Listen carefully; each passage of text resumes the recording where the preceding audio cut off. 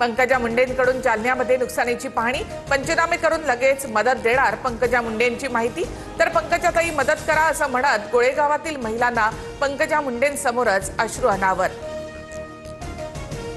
शेतकऱ्यांसाठी 1 महिन्याचं वेतन मुख्यमंत्री सहाय्यता निधीला देणार, भुजबळांची घोषणा। शेतकऱ्यांसाठी जे शक्य होईल ते सर्व करणार, भुजबळांची प्रतिक्रिया। उद्धव ठाकरे उद्या पूरग्रस्त भागाच्या पाहणी दौऱ्यावर धाराशिव, बीड, जालन्यासह छत्रपती संभाजीनगरमधील नुकसानीची ठाकरे पाहणी करणार।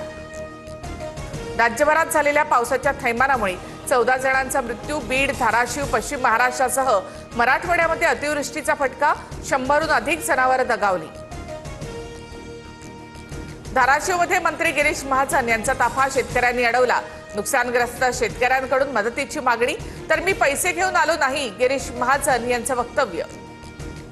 पैसे घेऊन आलोय का असं म्हणतात, मग मंत्री आहेत तर फिरता कशाला? दिखाव्यासाठी दौरे काढून खर्च वाढवण्यापेक्षा हेक्टरी 50,000ची मदत करा, रोहित पवारांची महाजन यांच्यावर टीका।